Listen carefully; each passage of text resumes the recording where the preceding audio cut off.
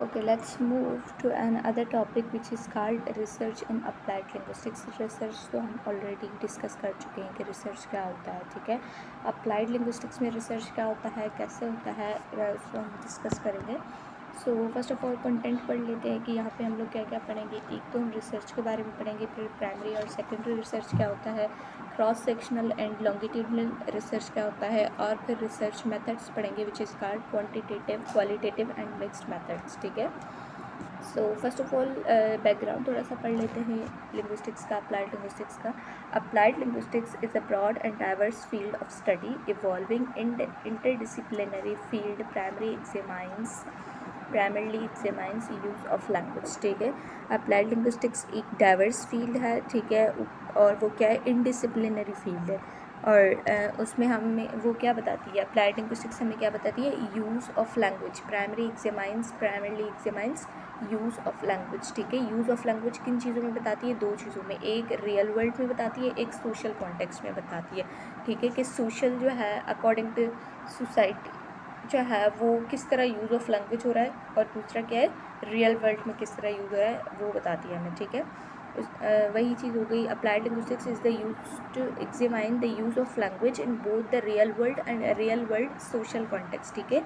Applied linguistics एक तो real world में लैंग्वेज का यूज़ कैसे होता है वो बताती है, ऊपर से उसी रियल वर्ल्ड में सोशल कॉन्टेक्स्ट के अकॉर्डिंग कैसे यूज़ होता है, मतलब रियल वर्ल्ड में ही पढ़ेंगे, रियल वर्ल्ड के अंदर क्या आ जाते हैं, सोशल कॉन्टेक्स्ट आ जाते हैं, तो अकॉर्डिंग टू सोशल कॉन्टेक्स्ट में यूज़ ऑफ लैंग्वेज कैसे करना चाहिए, ये अप्लाइड लिंग्विस्टिक्स है, ठीक है। Core areas in applied linguistics के कोर एरियाज़ क्या हैं, process of evaluation, research designs, types of analysis, innovation, challenges and trends. Primary and secondary research पढ़ लेते हैं। Primary research involves the collection and analysis of empirical data like observed data from a source to address a research problem, for example thesis और general articles, ठीक है।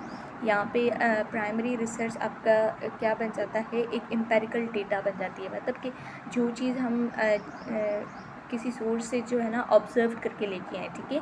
Observation के according जो हम collection करें ना अपनी क्या कहते हैं स्टडी करें ऑब्जर्वेशन के थ्रू, उसको हम उसको हम क्या बोलेंगे, एम्पेरिकल डेटा बोलेंगे, और उस रिसर्च को क्या बोलेंगे, प्राइमरी रिसर्च बोलेंगे। जैसे इसने इन लोगों ने एग्जांपल दिया हुआ है जनरल आर्टिकल्स और थीसिस।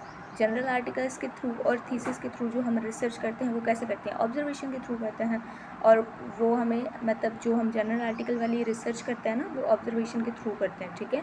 सेम एज थीसिस की हो गई, थीसिस भी जो है हम लोग ऑब्जर्वेशन के थ्रू ही, एम्पेरिकल डेटा होती है उसमें, ठीक है। Secondary research involves analysis and synthesis of existing theories, hypotheses and or research findings from published resources, ठीक है। सेकेंडरी रिसर्च आपका क्या आ जाता है, उसमें आपकी एनालिसिस आ जाती है किसकी, एग्जिस्टिंग थ्योरी की, जो ऑलरेडी एग्जिस्ट कर रही हो किसी और स्कॉलर्स की, ठीक है। उसमें आपकी हाइपोथेसिस आ जाती है, आपकी रिसर्च फाइंडिंग्स आ जाती है, ये आपका सेकेंडरी रिसर्च हो जाता है। वो सब हम कहाँ से फाइंड आउट करते हैं, पब्लिश्ड सोर्स से करते हैं, ठीक है। जो ऑलरेडी पब्लिश्ड होते हैं, जो ऑलरेडी जो है ना आपके स्कॉलर्स दे चुके होते हैं, उसके बेस पे करते हैं हम लोग। और उसमें फॉर एग्जांपल हम लोग क्या क्या डालते हैं, लिटरेचर रिव्यू डालते हैं या रिसर्च सिंथेसिस डालते हैं। अब लिटरेचर रिव्यू का क्या होता है, सिंथेसिस क्या होता है, यहाँ पे छोटा सा दिया गया है, लेकिन हम इनको अलग अलग से डिटेल में एक्सप्लेन करेंगे, ठीक है, क्योंकि ये इंपॉर्टेंट पार्ट है। State literature review is a state of art general article, a book, chapter on a particular research issues और topic, ठीक है। लिटरेचर रिव्यू क्या हो जाता है आपका कि एक कोई भी जनरल आर्टिकल हो, ठीक है, या किसी भी चैप्टर का जो है ना आप एक पर्टिकुलर इशू लिखें, वो आपका लिटरेचर रिव्यू हो जाता है। A research synthesis includes meta analysis of secondary research methodology that treats published studies as data, ठीक है। जो ऑलरेडी पब्लिश्ड करती हो ना चीज़ें, ऑलरेडी एग्जिस्ट करती हो नॉलेज, उसको जो है ना दोबारा से हम लोग जब एनालाइज करेंगे मेथडोलॉजीज़ के थ्रू, ठीक है, एनालिसिस के थ्रू, तो उसको एज अ डेटा, तो उसको हम क्या बोलते हैं, रिसर्च सिंथेसिस बोलते हैं, ठीक है। Primary applied linguistics research is usually built on and informed by secondary research, ठीक है। प्राइमरी जो है ना रिसर्च वो कहाँ से होता है, वो सेकेंडरी रिसर्च से बिल्ड होता है। It helps a researcher understand a research topic और इश्यूज़, ठीक है। इससे हमें क्या पता चलता है कि जो रिसर्च टॉपिक है, मतलब जो रिसर्चर को जो है ना रिसर्च टॉपिक के अकॉर्डिंग इशू समझ में आता है, किससे, प्राइमरी एंड सेकेंडरी रिसर्च से, ठीक है। It helps researchers to identify a research gap or a significant problem to be addressed, understand the methods like instruments, types of analysis previously used, decide on a research question to be asked and methods to be used। अब ये क्या बता रहा है, जो primary research है हमारा, वो हमारा सेकेंडरी रिसर्च को इन्फॉर्म करने में मदद करता है, ठीक है। कैसे करता है,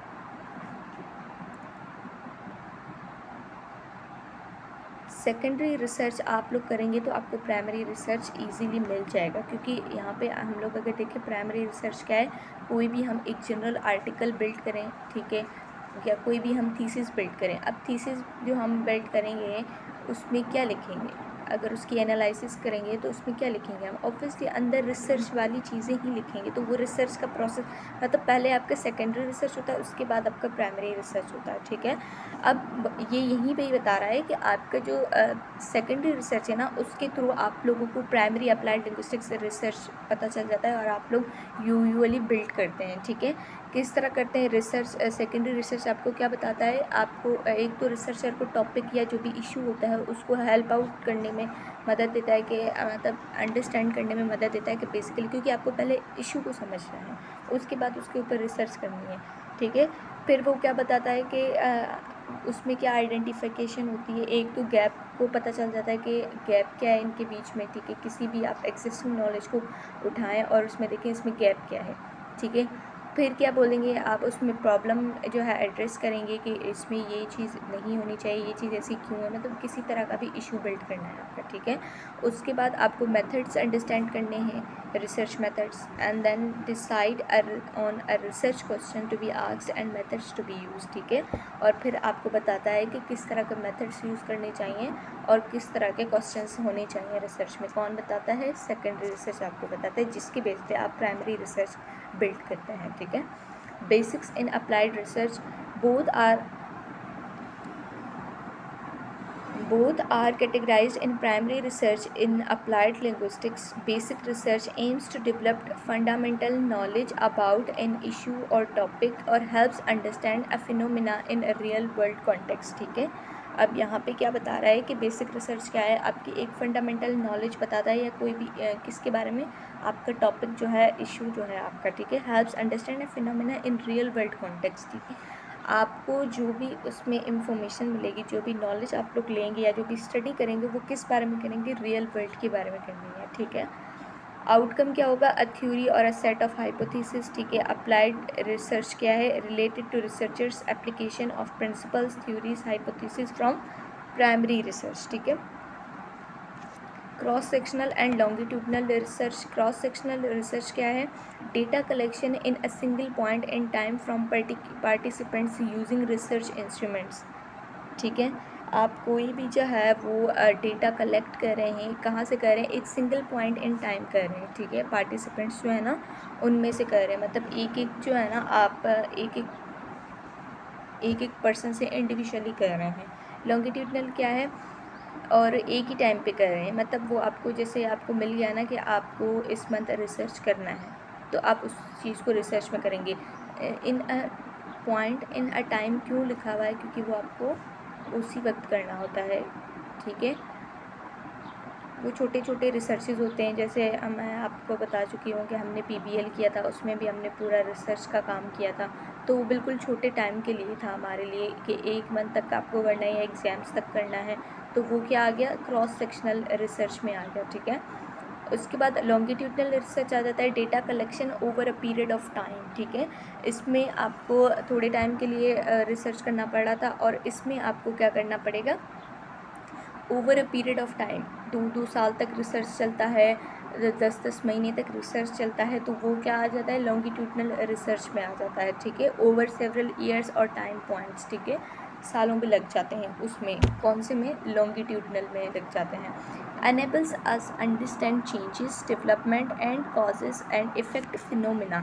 अच्छा, लॉन्गिट्यूडनल रिसर्च जो है ना वो हमें क्या बताता है कि फॉर एग्ज़ाम्पल कोई भी उनके पास इशू है जो उन्होंने पिकअप किया है या क्वेश्चन जो उन्होंने डेवलप किया है उसमें क्या चेंजेस आ रही हैं। ऑब्वियसली अगर इतना लॉन्ग टाइम ले रहा है तो उसको उस रिसर्च को उस चेंजेस, क्योंकि आपको पता है दिन ब दिन चीज़ें, everything is changed in every second, ठीक है।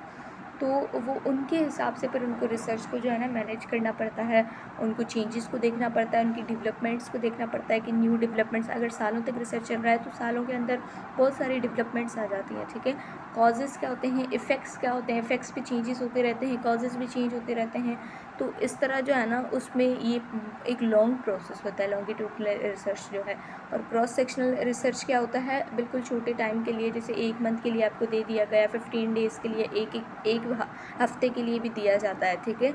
तो वो छोटे छोटे प्रोजेक्ट्स होते हैं जो हम लोग करते हैं, जैसे हमें अभी मिले भी थे छोटे छोटे, तो वो हमारा क्या आ गया, क्रॉस सेक्शनल में आ गया, ठीक है।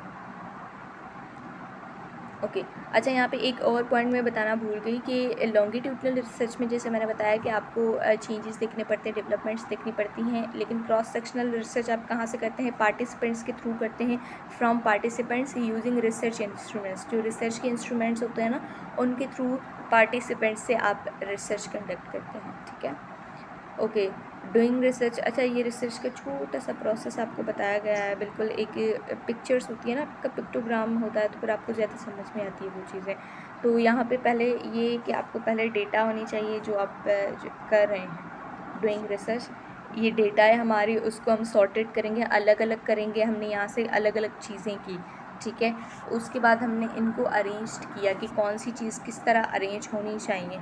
उसके बाद प्रेजेंटेड विजुअलिटी, मतलब इस तरह हमने इनको प्रेजेंट किया कि हमें वो चीज़ सही से नज़र आए, सही से हम उसकी आइडेंटिफिकेशन कर पाएँ, किसको, डेटा को, ये डेटा है कलरफुल जो है। उसके बाद एक्सप्लेन विद द स्टोरी, फिर हम उसको जब रिसर्च करेंगे ना तो उसके बाद ये रिसर्च का प्रोसेस बता रहा है कि आपने डेटा कलेक्ट की, हम लोग ऐसे डेटा कलेक्ट करते हैं, एक्जैक्टली ऐसे ही करते हैं, वहाँ से चीज़ें ली, वहाँ से चीज़ें ली, बिल्कुल ऐसे कॉपीज़, रजिस्टर सब कुछ भर लेते हैं, इस तरह हम लोग डेटा कलेक्ट करते हैं, ठीक है। उसके बाद हम लोग इन चीज़ों को अलग अलग करते हैं, ठीक है। जैसे अगर मैं थोड़ा सा एग्जांपल बता दूँ, लिटरेचर रिव्यू हम अलग करके लिखेंगे, ठीक है।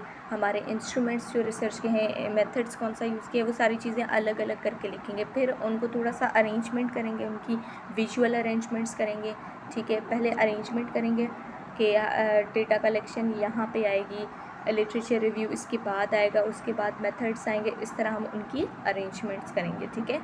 उसके बाद हम उनमें एडिटिंग करेंगे, प्रेजेंटेड विजुअली, मतलब उसमें हम एडिटिंग करेंगे कि किस तरह परफेक्ट लैंग्वेज में परफेक्ट जो है उसको लिखना चाहिए, क्योंकि रिसर्च ऐसे नहीं है कि आप इनफॉर्मल जो है ना लैंग्वेज लिख लें, उसको बिल्कुल फॉर्मल वे में लिखना होता है, ठीक है। उसके बाद आप उसको क्या करेंगे, एक एक्सप्लेन करेंगे और आपका एक प्रॉपर रिसर्च बन जाएगा। जैसे यहाँ पे इन चीज़ों को मिला के एक परफेक्ट हाउस बन गया है ना, इस तरह आपकी जो कलेक्शन होती है वो जब कलेक्ट करके आप प्रोसेस पूरा कंप्लीट कर लेते हैं तो एक परफेक्ट आपका रिसर्च बन जाता है, ठीक है। तो ये रिसर्च का जो है जस्ट बता रहा था आपको। सो अप्लाइड लिंग्विस्टिक्स में ये रिसर्च होता है। बाकी डीप में जो है हम लोग नेक्स्ट टॉपिक में पढ़ेंगे, उनके मेथड्स पढ़ेंगे, उनकी जो है लिटरेचर रिव्यू, एक एक पार्ट को अलग अलग डिस्क्राइब करेंगे, ठीक है। चैनल को लाइक करें, शेयर करें एंड सब्सक्राइब करें। थैंक यू, अल्लाह हाफिज़।